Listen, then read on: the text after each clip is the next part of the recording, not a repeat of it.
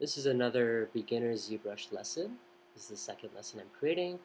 With the light box, we'll start with a Dynamesh 16 and start sculpting with the clay brush, the add clay brush. Pressing S, we can increase the size or decrease the size of the brush very easily. Let's do a little sculpting.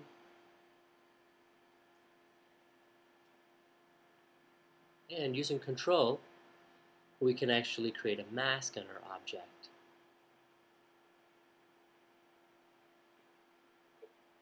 Then we'll go to the Transpose tool.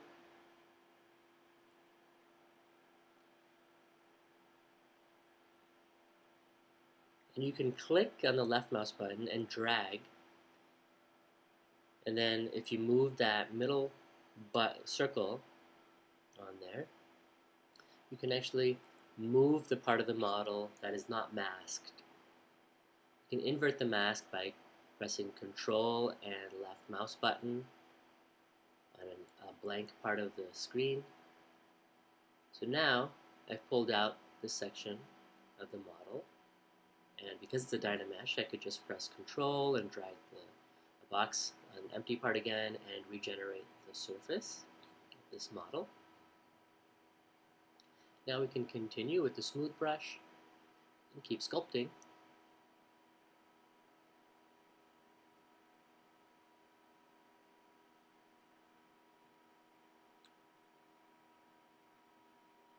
Pressing Control, I can create another mask on the side of the head. This is where we can pull the ears out from.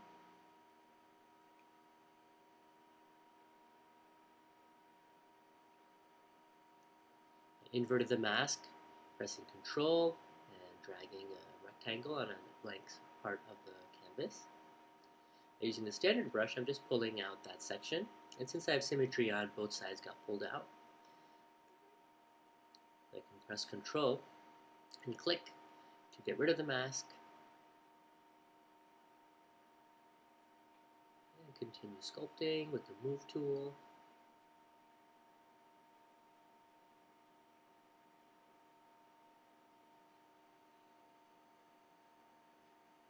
Let's create another mask for the nose. So use the S key to increase the size of the brush, and just paint that using Control to paint that mask for the nose. Let's use the Move tool this time to pull the nose out. And make sure you invert it so that the part that stays masked is actually the part that you don't want to change.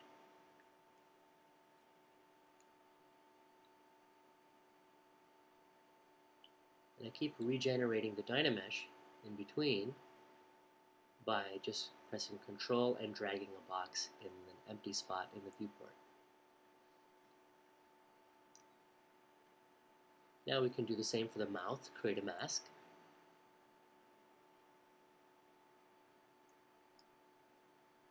And let's invert that mask by Control clicking. And now I'm just pulling out the beginnings of a mouth.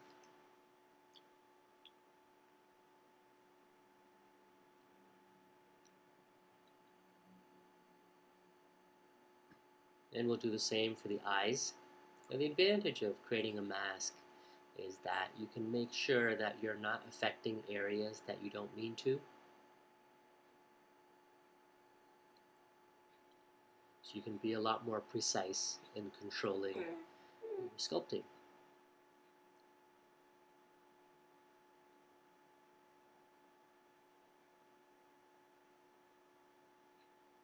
Now let's go ahead and double the resolution of our Dynamesh.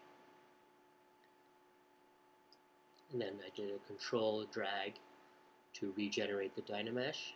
It doesn't look like the resolution's changed. Once you start sculpting, then you can see that you actually have more polygons to sculpt with.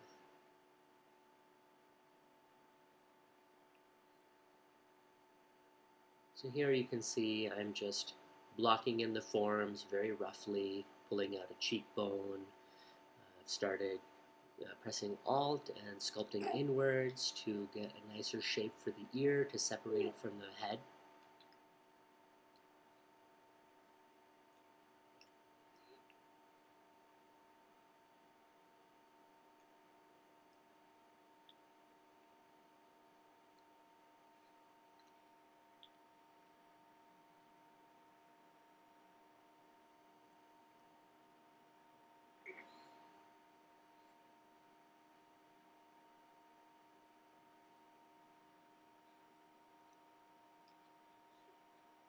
Start pulling out the lips.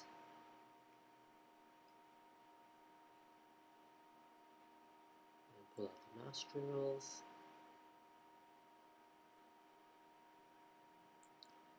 Now let's create a mask at the base of the head. Invert it. This is a pretty common problem. Sometimes you click something by accident and all of a sudden your model becomes kind of 2D, and if you click again, you end up creating another copy of your model, like that. So all you have to do is you look and make sure you have a copy of that model under Z Tools, then create a new document, click the Z tool, drag it out, click on the edit mode up in the upper left, and now you can rotate around your model again. I guess it's because ZBrush is kind of a 2.5D program as well as a 3D program, so sometimes you accidentally go into that mode. Here you can see I'm just pulling out that neck using the Transpose tool.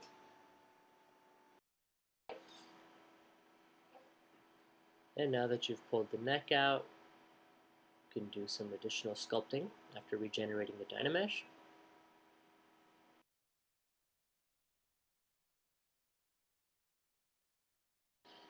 So in the next lesson, we'll go over UV mapping, retopologizing our model, and a few other things. So if you like this video, click on subscribe, and feel free to ask more questions and add your comments in the comments section below. Thank you.